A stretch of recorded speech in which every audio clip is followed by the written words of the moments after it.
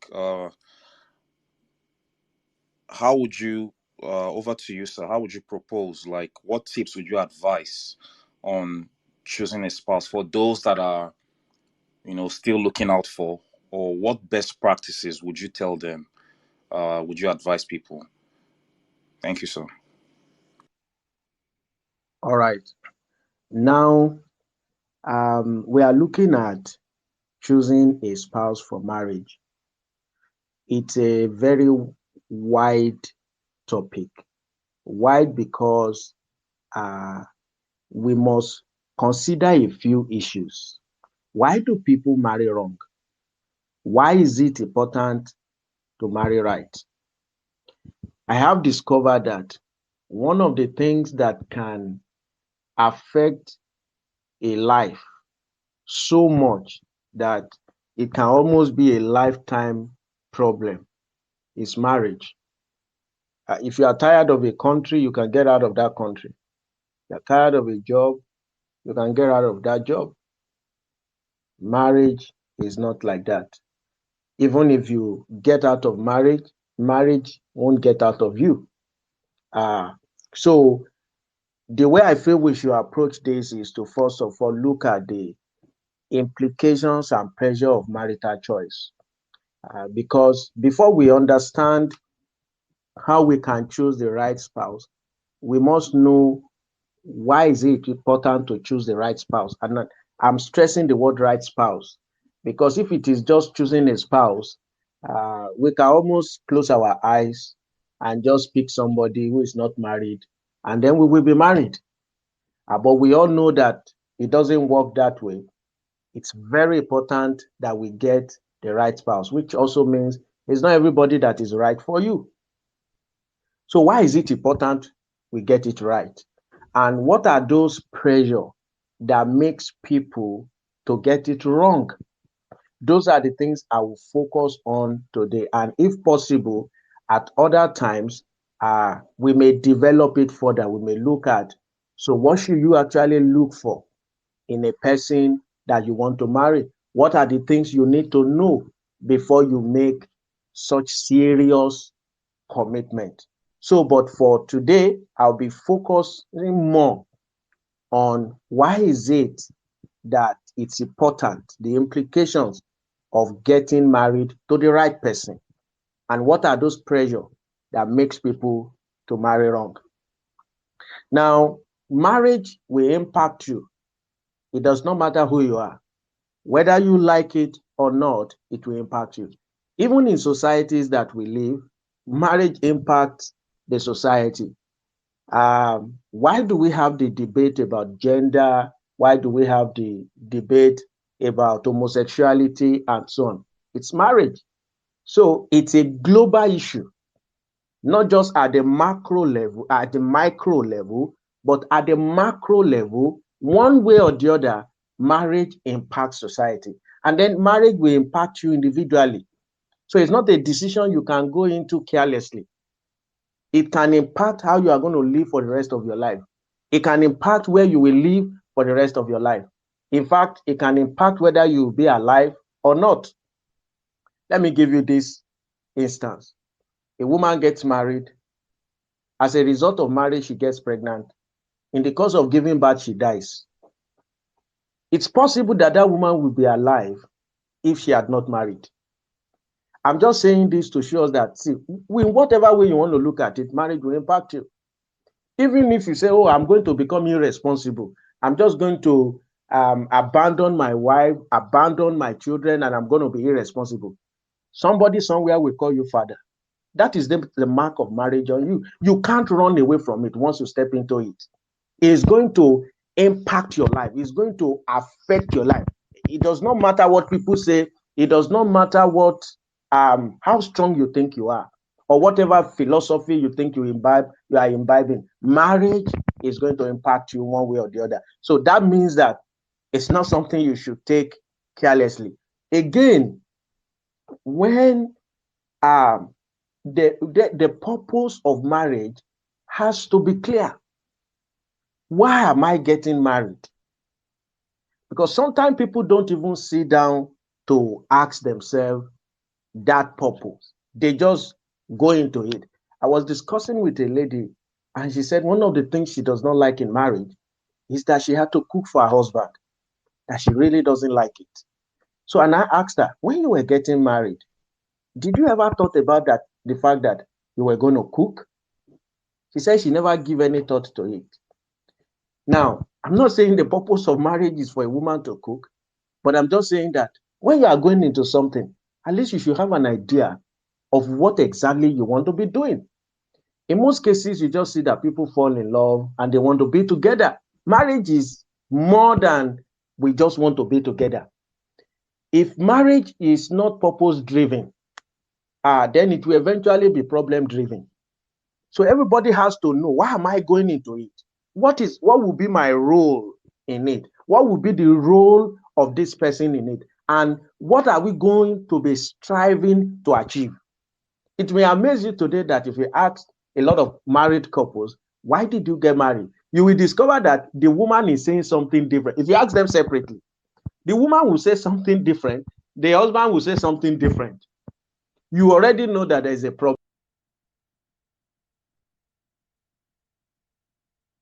Itself cannot stand. So why would somebody be in a marriage when this person has a completely different purpose, this other person has a completely different agenda? It will not work. It's not rocket science. It's not going to work because the two of you are working towards different things. Couples become powerful when they work towards one goal. When couples are united, two are always better than one, but they are always better than one when they lie together. If they lie separately, if one is facing north and the other is facing south, then one is actually better than two.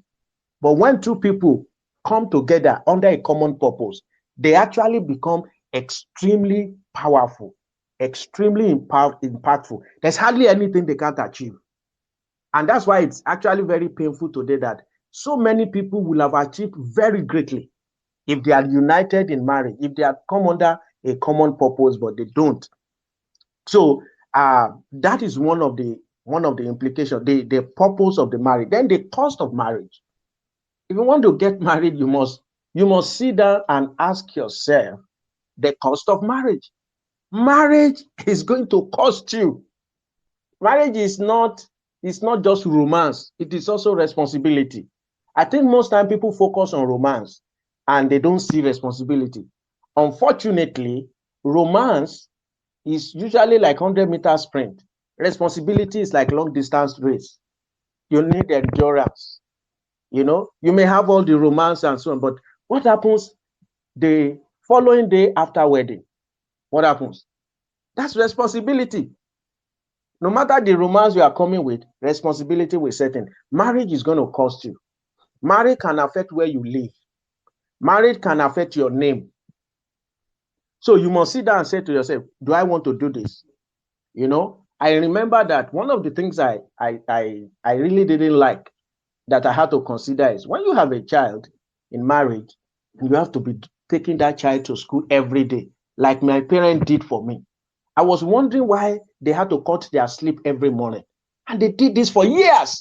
It wasn't something they did for months or weeks. They did it for years. So I had to ask myself, am I ready for this kind of life? Someday I just want to sleep. I don't want anybody to disturb me. But as soon as I was signing up for marriage, I had to include it in my cost evaluation that I got to do this. I'm ready for this. I'm ready for this. Forget whatever people are saying. The truth is, in marriage, you will have sex sometimes when you really don't want to have sex. And your spouse also will have sex sometimes when they don't want to have sex. The two people cannot always have the same sexual drive all the time at the same time. There will always be give and take sometimes. So these are some of the costs that people need to ask themselves. Am I prepared for this cost? You see, there are men that goes into marriage that they were never ready for the cost of marriage. They were not ready to be a husband. They were really not ready to be a father. So when they got into it, it became very strange. They suddenly discovered that their freedom is restricted. Their movement is restricted. So he wants to be married on one side and enjoy every benefit of marriage. And at the same time, he wants to remain single and do everything he did as a single person.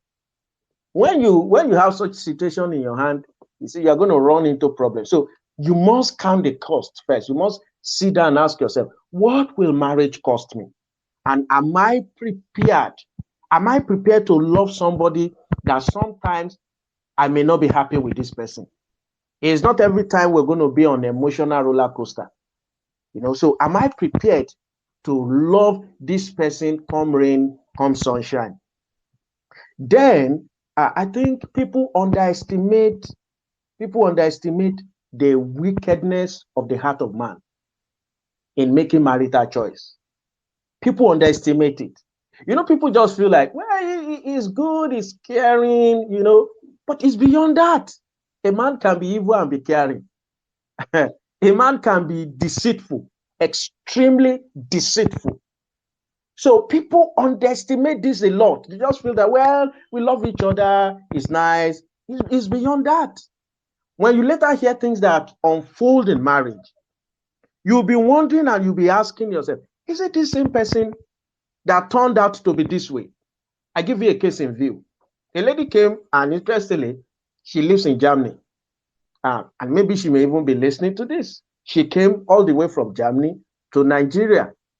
She's a Nigerian woman to marry a guy here.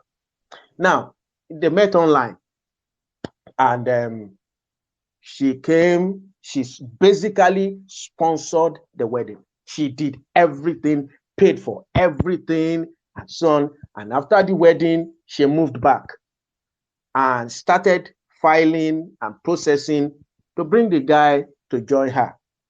But gradually she began to hear that the guy was boasting everywhere that he has succeeded in cheating her, that he's going to go to Germany. When he gets to Germany, he's going to divorce her and going to take all the money she has. And the whole family were just putting pressure on her. Buy car, buy this for him, build a house for him here too, do all of these things. And but you see, it was at that point she contacted me. And one of the first things I asked, I said, can you send me the picture of this guy? Then she sent the picture. And then I told her straight away, I said, if I see a man that looks like this, I can tell you 99.9% that this is not going to be a good man. And that is just from physical appearance. I'm not talking, I don't know his heart. That's why I gave the 0.1%. I left it there. You could almost see that this is somebody who is definitely not interested in marriage. This is somebody who probably take hard drugs. I mean, it's almost obvious that this is like this. And yet, this lady felt she's in love. She felt she has met a guy who cares for her. She's finally going to be married. They're going to go back to Germany together and things were just going to be fine. And yet the man had a completely different mission, just to get her to marry him, and then he can use her to milk her and travel to Germany. Now, so why am I saying this? People underestimate the wickedness of another person, the wickedness in the heart of man. Human being can be extremely deceitful and dangerous. So when you are making a choice, you don't make that choice on the surface. You see, you can meet somebody on social media and feel great about that person, and everything can be so nice. But we must keep at the back of your mind that you really don't know that person. You really don't know the heart of that person. We have had all kinds of stories. One of my own friend, a very personal friend, she got married to a man whom at some point in their marriage was in the process, had commenced the process of using that lady as a ritual for money. The man apparently went to inquire about making money ritual, and maybe they said he has to use his wife. And he figured out a way to kill the wife such that it won't become a legal case. He wanted to do it very slowly, very spiritually, and eventually the lady will be dead, and he has been promised he will become rich. He was in the final process of such evil when it got leaked out, and the lady had to hurriedly pack out of the house with their son. Now that's a man you've had a son with, and he's planning to kill you because he wants to make money, and that money he will now marry another woman. So I'm just saying this, that people underestimate the wickedness that can be in the heart of a man. So they make choices in a hurry, and that can lead to a problem. Then the damage, people underestimate the damage which marriage can do to them when they get it wrong. Marriage will damage you if you get it wrong, and it's very difficult, to recover. There's something about aircraft. When they say an aircraft stalls, an aircraft can descend, but when aircraft stalls, it gets to a point where the pilot can no longer recover that aircraft. Sometimes marriage can stall. The damage can become like a stall that becomes very difficult for life to recover from it. Even at best, is very difficult. So if one keep all of this in mind, that these decisions I'm making, it has far-reaching consequences. It has grave dangers. One will be extremely careful in making that decision. You are not going to make that decision carelessly. People make marital decisions carelessly. They don't consider the implications. So you need to keep that in mind. And having said that, I would like to quickly go to some of the pressures then that make people sometimes to fall victim of some of the things I have just discussed rather. One of it is age. And don't think age has to do with a woman alone. It also affects a man. I've seen men that are in their late 50s and so on. And it's like the whole family are now involved in searching for a wife, for those kind of men. That's pretty dangerous, because somebody is just going to bring someone they believe that will be a good wife to you, and then they give it to you, and then you just go by that. So age puts people under pressure, and no doubt some women allow that age to get to them. Let me say this, that it is far better to be single at 50 and happy than to be in a wrong marriage at 20. It is far better. I have seen the pains of bad marriage. And if there's one thing that has driven me, in fact, in what we have been doing with marriage, it is this pain that I've seen in marriage. It's a terrible thing. It's always far better that you have a peaceful life of your own, and you are doing fine on your own, even though you are not married, than for you to enter into a wrong marriage. In other words, don't allow age to put pressure on you to go into a wrong marriage. I had to counsel a lady who was in her 40s. She's single, and finally a guy showed up, and she asked me that, please help me look at this guy. What do you think? And you see, even though I don't like doing that, sometimes I realize that it's actually helpful, because once you are involved in a relationship, your judgment becomes clouded. People who are outside can see things that you may not see, or you will see, but you will ignore. You may think it's not dangerous. Okay. So I checked the man out, and everything, when I ticked everything, it just shows that this is a wrong person. If I'm going to rate him over 100, it's almost going to be 0 over 100. The question I was now faced with, what do I do? Do I tell a 40-year-old lady that this man is not right for her? Do I have an alternative man for her? No.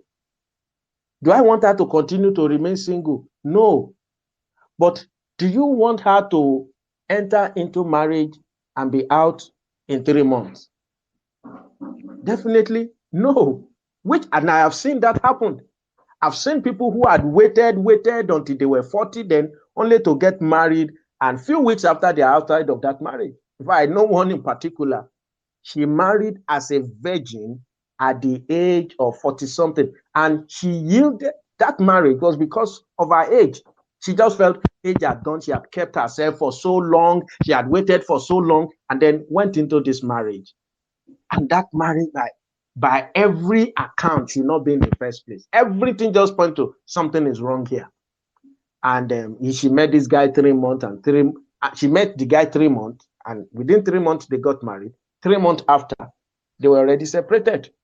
It couldn't just work. It was age pressure. Now, and I asked myself, you had waited until you are 45. You now got married, only to be out of it 3 months later. Would it not have been better to continue to wait? I think it would have been. So I had to summon courage to this lady I was telling her story, and I had to sit her and say, well, I want you to be married. I want you to be happy. But at the same time, I don't want you to be in the hand of a wrong person. By my judgment and observation, this person is completely out of it. However, the choice is still within yours to make, because I can't make the choice for anybody. Everybody still has their right, their choice to choose. Even when if you can only offer counsel, if they feel it's still okay for them, you have to accept their choice, because you are not God and you can't play God in anybody's life. Okay, so I had to tell her, and good for her, she actually felt that way too. She was just looking for somebody to strengthen her conviction. And then she said, okay, I think I'm still going to wait. So there is that age pressure. There's also parental pressure, particularly for those of us in this part of the world. There is always parental pressure. Sometimes it can be very silent. It may not be lousy, it may just be, we are praying for you. But you see, what exactly are they praying about? That each time somebody calls you, and your parent calls and they say, we are praying for you. It's not just that they are praying for you generally about life. They may be doing that, but specifically, they are saying, we are praying for you to be married. It's very subtle. It's very subtle. Sometimes it can be very direct. Where's the spouse? What are you doing? Why are you taking time? What is the problem? And if care is not taken, see, once something becomes persistent, there is a tendency for man to yield. There's a weakness in human being. They tend to yield to something that is persistent. When something is persistent, people like to yield. So please be watchful of those kind of things. In fact, women will tell you this better, that his chances of a man increases if he can be persistent. So some of these parental pressure can sometimes become very persistent. And if you don't know how to make fun of it and just take it as nothing, if you keep taking it to heart, it begins to affect you, and it begins to affect your decision. So when somebody shows up, you are not thinking of so much of, is this person right or not? You begin to unconsciously say to yourself, I think finally I will be free from my parental pressure. I'll be free from all the talks of my parents. You are now beginning to think as if you want to marry for them, forgetting that you are marrying for yourself. And when you see, at best, what this parent will do is to celebrate your wedding. Come there, rejoice, boast to their friends. My daughter is getting wedded. My son will be getting married. That's all.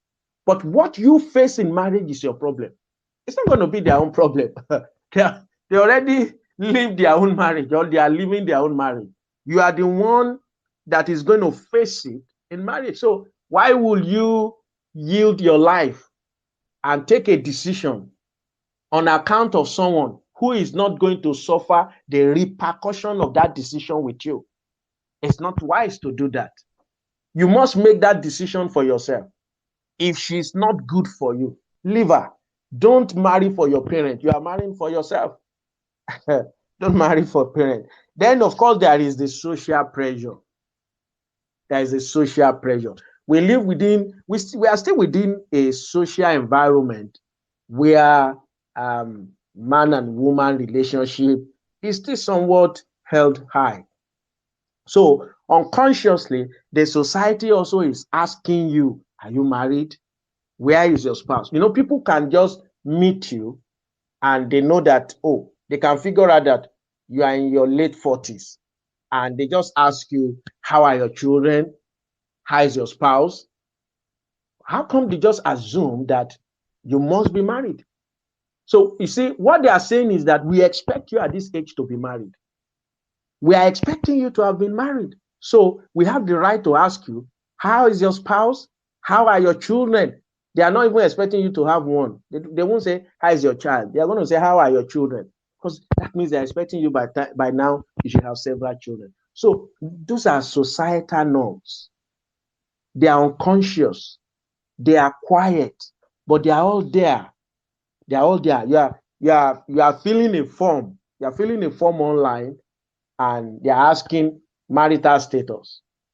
And you say single, separated, widow, married, and so on. And you click single.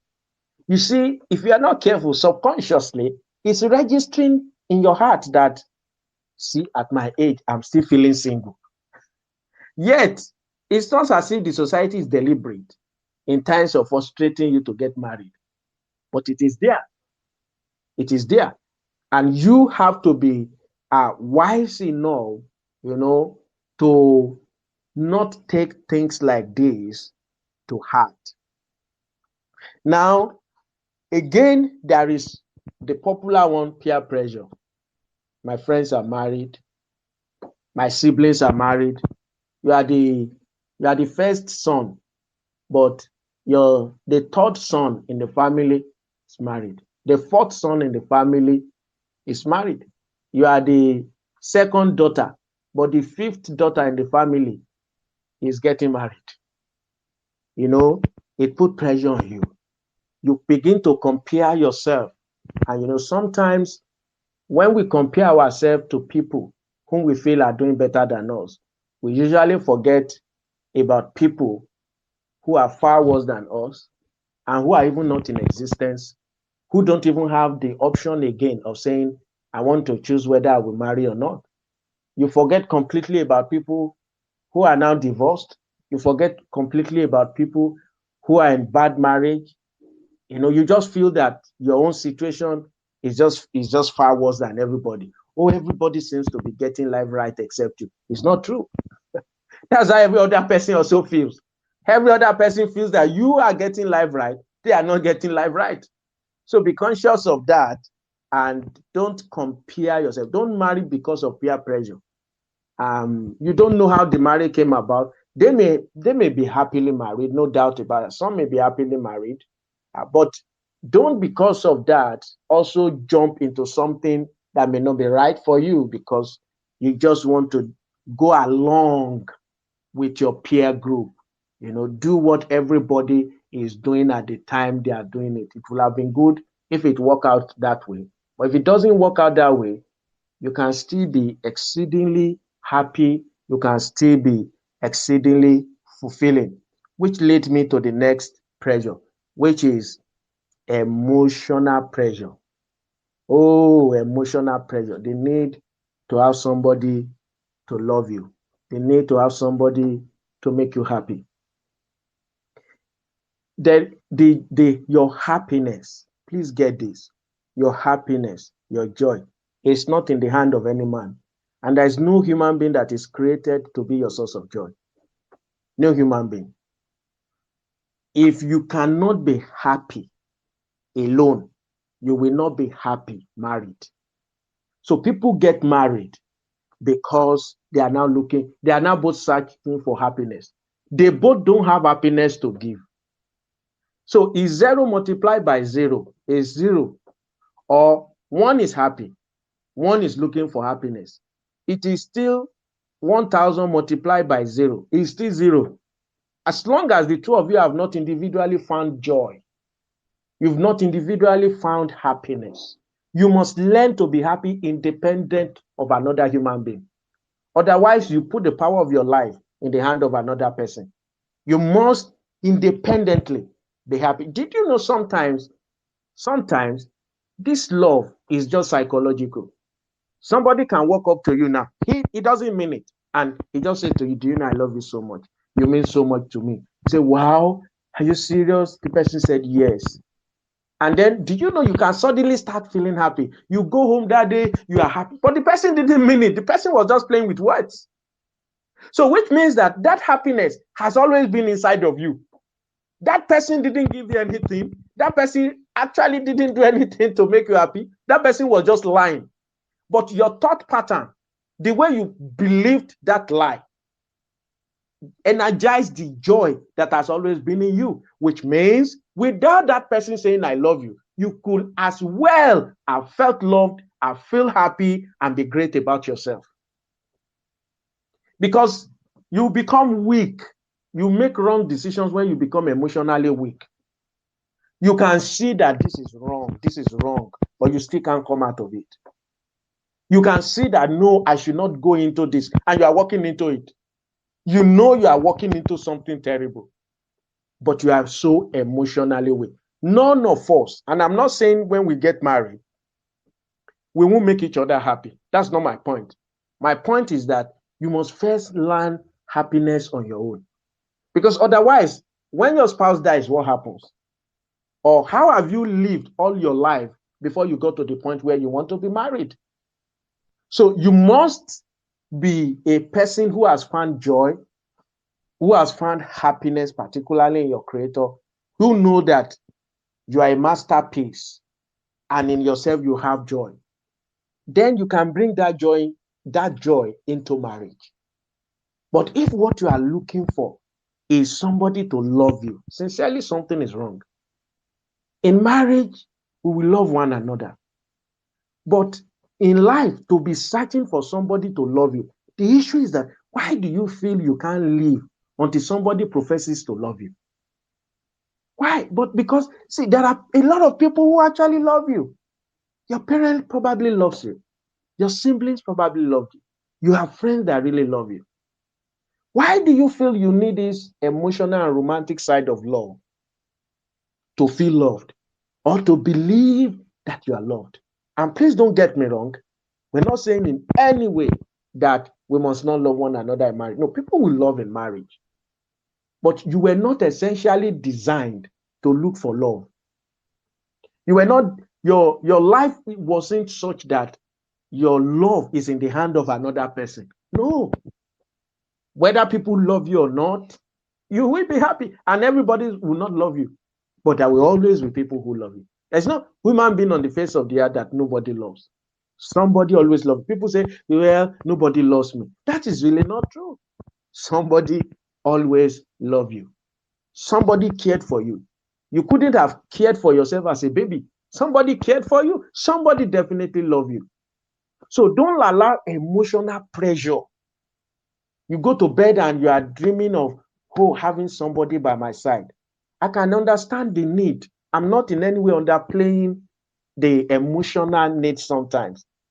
But it is not sufficient to make you go into wrong marriage. That is really my point. The emotional need can be there, but it is not sufficient to lead you into a wrong marriage. Which leads me to the next point, which is sexual pressure. Sexual pressure. All manner of sexual pressure. In fact, it is also said that it is better to marry than to born. That means it is better to get married instead of being consumed with the desire to have sex. And that is absolutely true, and nobody can contest it. However, I want to also add and lay on it that it is also better to born, to be consumed by sexual desire, than to be in a wrong marriage. It's actually better. You see, for anything, don't just get into a wrong marriage.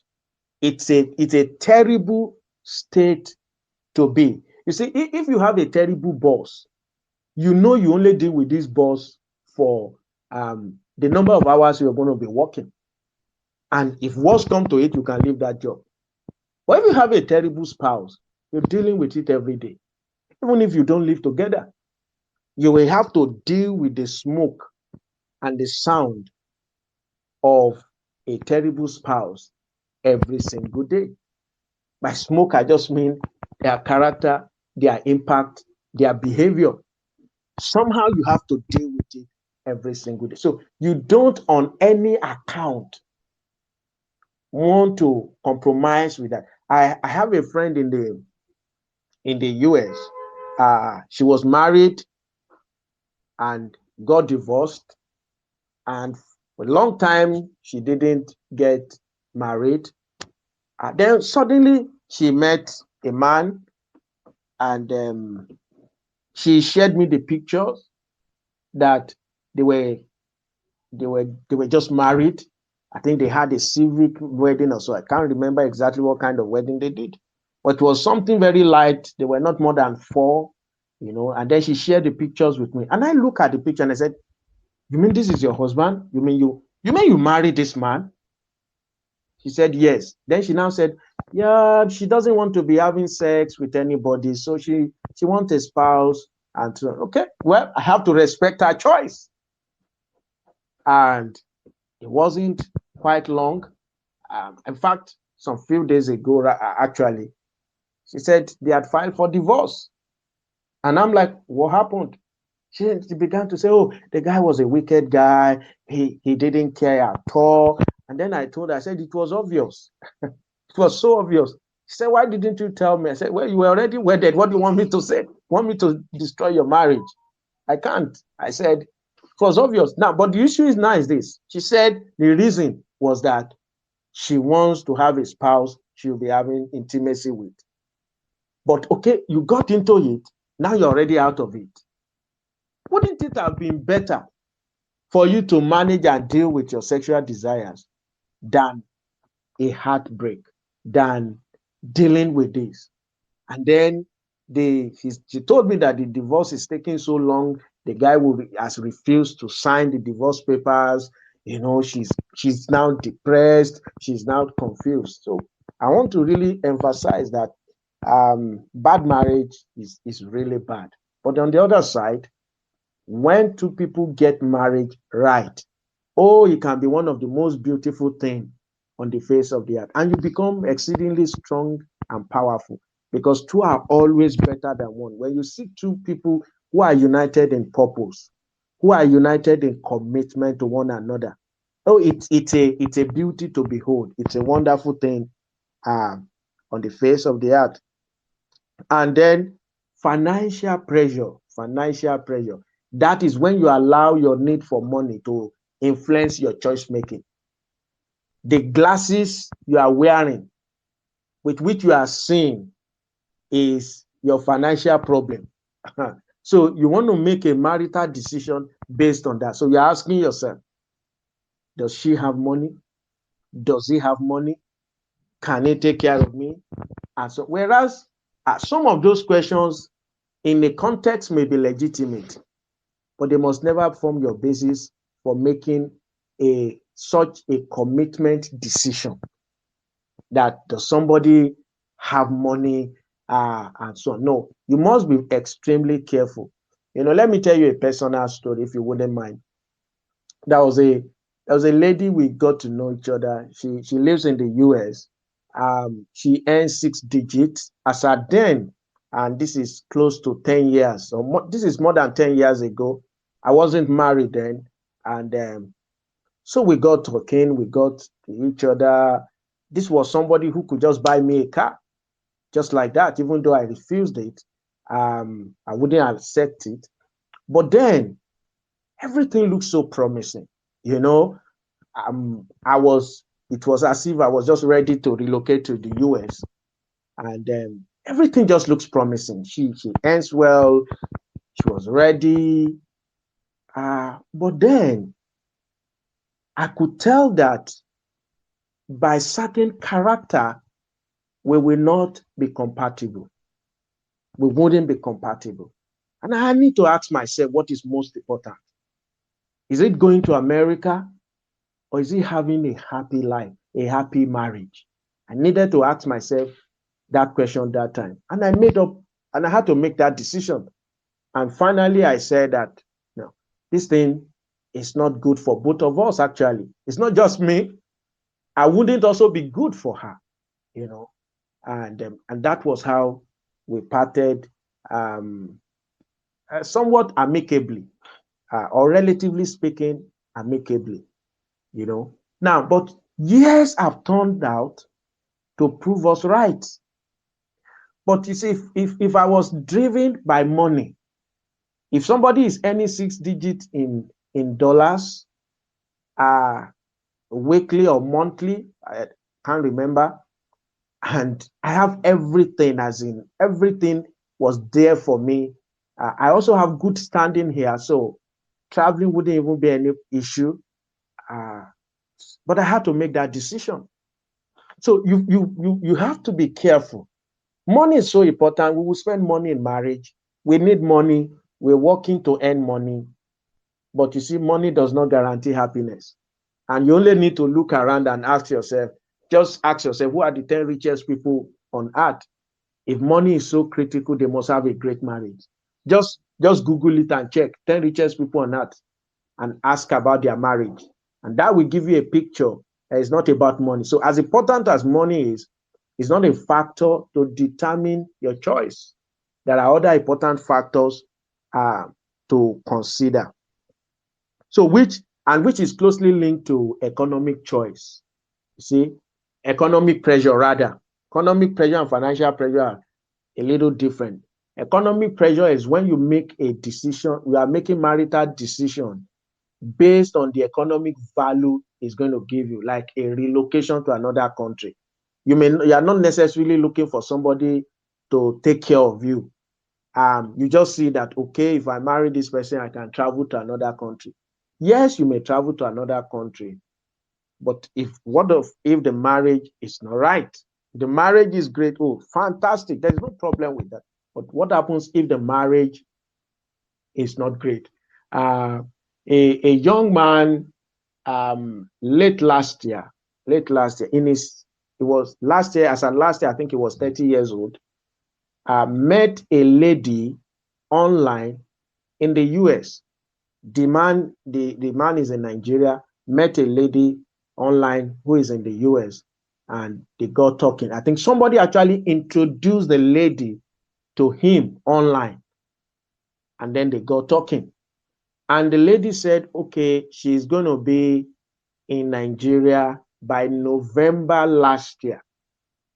And here they made arrangements.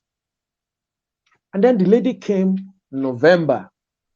So he was meeting the lady for the first time November last year. And within a week of the lady arriving in Nigeria, I do not understand how they moved within the two families. And because, here in Nigeria, families would mostly be involved in marital decisions or marital arrangements. So they got wedded within, I think, 2 weeks of the lady arriving in Nigeria.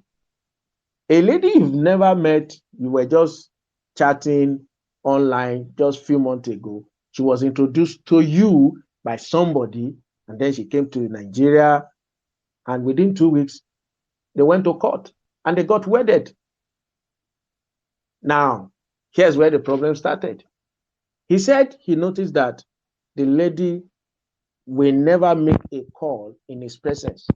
When her phone rings, she goes to the bathroom, she goes outside, she goes somewhere to make call. She doesn't keep her texts, she doesn't keep her chats, everything is deleted. He doesn't get to see anything. Her phone is like a sacred shrine that nobody dare touches. But then eventually, one day, she slept.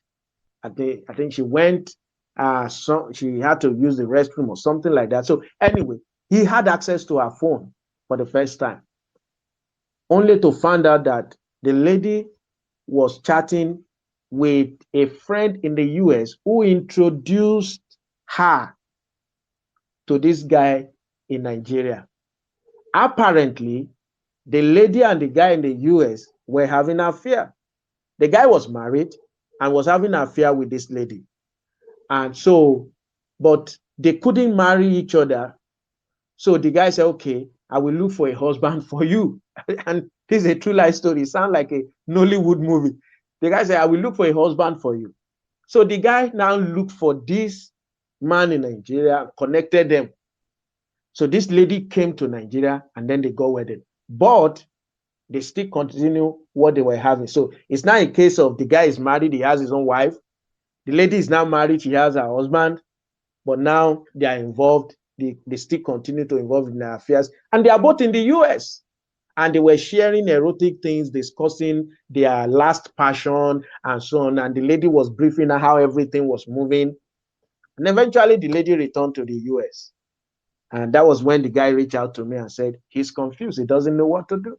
I said, what's your plan now to relocate to the US? Do you have money? He said, no, he doesn't have that kind of money. So what are you both planning? Well, we are looking at the educational route and so on. I'm like, how do you see somebody within a week or two and you get married because you want to go to the US? Why would you do that? And as at the last time we spoke, the issue just keep getting worse and worse, and it still remains here as at the last time we spoke, and it hasn't improved. I think he was blinded by his desire for economic improvement.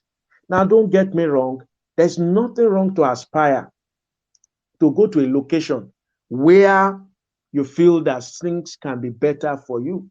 But to now jeopardize your life and step into a marriage carelessly, okay, even those who marry with all carefulness sometimes still get it wrong. How much more when you just go into it carelessly? Then it becomes a lottery. Anything can just go wrong, you know. So that's what we are saying, that don't allow economic pressure to push you into it. I've seen this happen, as in I could tell you countless of stories of people like this. Now, there are always one or two success stories like that, you know, but when you are making a decision, make that decision mostly on the character of that person, on the agreement with that person with you, on the understanding of that person. All these other things may be worthy of consideration, but they must not take precedence and dominance over that decision. The who a person is far more important than what the person is. All right. So these are some of the pressures that usually leads people to yield, to make wrong decisions, and so on. There are more, but I feel that for this conversation, we need to start with this. You know, sometimes you need to know who not to marry so that you can know who to marry. For example, the United States has 50 states, and if you are sure that if they tell you that 46 states, don't go there. 46 states, don't go. So that means that you have only four states to choose from. That has reduced your chances of making a mistake. It's always good to know who not to marry in order to know who to marry, because that limits your chances of error. Because the more the number of people you can marry, the greater the chances of choosing a wrong person. So sometimes it's good to know who not to marry. So in the same vein, it's very important to know the implications of marital decision and to also know some of those silent pressure. Sometimes you are yielding to this pressure without even knowing it. Other people around you may notice it. They may even tell you that, hey, you're under pressure. You're under pressure. But you feel that, no, I'm not under pressure. You might even tell them, I'm just following my heart. I know this person loves me genuinely. I know this person is true. People say, okay, we agree with you, but can you just take a little caution? You know, can you just be a little bit careful? And when it comes to dealing with human beings, we must be extremely cautious. We must be extremely careful, because marriage has to do with two people. And I usually say that what you are marrying is a heart. It's really not a person. It's not that physical structure you see that you are marrying. What you are marrying is a heart. And that means your greatest asset is ability now to know the heart. And that's probably the most difficult thing to do on earth. How can I tell what is in your heart? How can I tell what will come of you tomorrow? We have seen people who woke up at night and shot their spouse. I have a friend in the US that the husband, I don't know what kind of argument they had, and the husband took the gun out and shot at her. Thank God he missed, and the lady ran out of the house, and she has never gone back to that house. And I keep wondering, you mean she would have just been dead on account of a wrong marriage? She would have just been dead. People have had to lock each other up in prison on account of getting married wrong. So we must pay close attention, and it has to register clearly in our heart that this decision I'm making has far-reaching implications, and I have to make it carefully. It's like the president, prime minister, chancellor, or head of state making decision on whether to go to war. It's not a decision you just wake up and say, oh, we are going to war, because people might die. And you're talking of somebody's husband, somebody's wife, somebody's child, somebody's friend dying at war. So it means that you must be extremely cautious in making those kind of decisions, at least to increase your chance of getting it right. So, like I said again, that the implications and the pressure of marital choice is very, very important. Moving forward, we can then, and I don't want to bungle it into this because it may be too much to discuss at a go, but I feel that next time, if possible, if I'm invited, we may then begin to look at some of the tips we need to know, some of the things we need to see. There are a whole lot of groups now that are trying to offer some form of counseling training on how to get married right. And I feel that we could take advantage of those things. You can buy books and read. Don't just take it for granted. Whatever many of us are probably, we probably have some certificate here and there. You read for it, you prepared for it, you did all night probably for it, and so on. You pay the price for it. It's always good that learn from people. I remember I read a book some years ago. This book compiles some of the problems in marriage from true marital stories, about 10 married couples.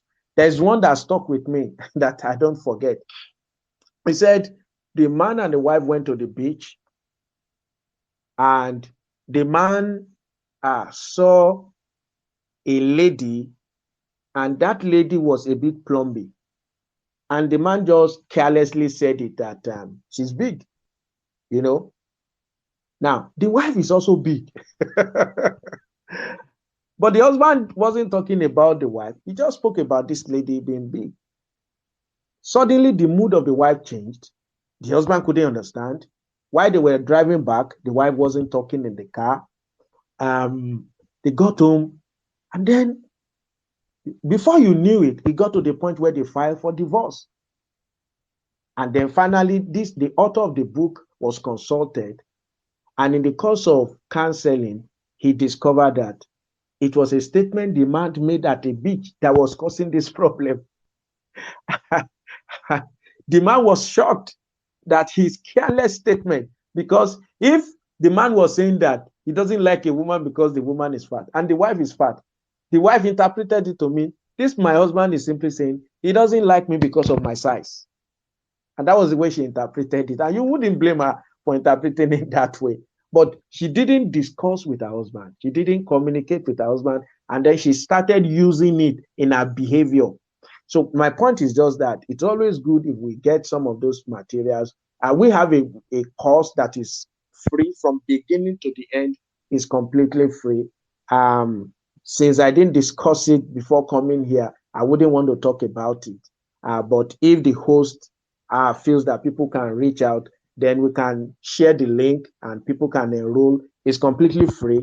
It will help people to understand. Many of the things I've discussed are actually in it. But next time, we will be now looking at, if possible, what exactly are those things that we have to look for in a spouse? How do you finally make that decision and you feel that I've made a good decision? What are the indices in a person that you want to spend the rest of your life with. But I feel that this is a foundation that is very necessary, that is very critical for us to lay. So I'm just going to stop here and give room for questions, or just hand over back to the host. Thank you, everyone. Thank you very, very much, sir. Thank you very much. Guys, please, if you know you gain tremendous value from today's session, let's all appreciate Pastor Olusegun. Let's put, love emojis. Everybody. From this today's session, if you know you gain tremendous value, let's all appreciate him. Thank you so much. Love emojis. Love emojis. Every single person. Love emojis. So I really want to appreciate you and thank you. Thank you so much. Thank you so much for today's session. In fact, this will be like a series. This is the first part. With your permission, sir, we plan to make this a series. And of course, you're free to share the link. If there's a link we can share right now, we can share it and people can register. It's all about adding value, guys. I mean, this is a very, very deep, conclusion that you've heard from today, and really, really want to appreciate you, Pastor Olusegun. Thank you so much once again, sir. You're welcome. Okay, so I would give some room for a few questions, please. He has to leave in a bit, so if you have questions, now is the time. Simply request the mic, and I will make you a speaker, and you can ask your questions real quick. Okay, so I'll go to the first question. First person, Helsinki. You want to ask a question? You have the mic. Oh, it's not good. Good evening, everyone. Hello, can you hear me? Yes, good evening. We can hear you. Go ahead.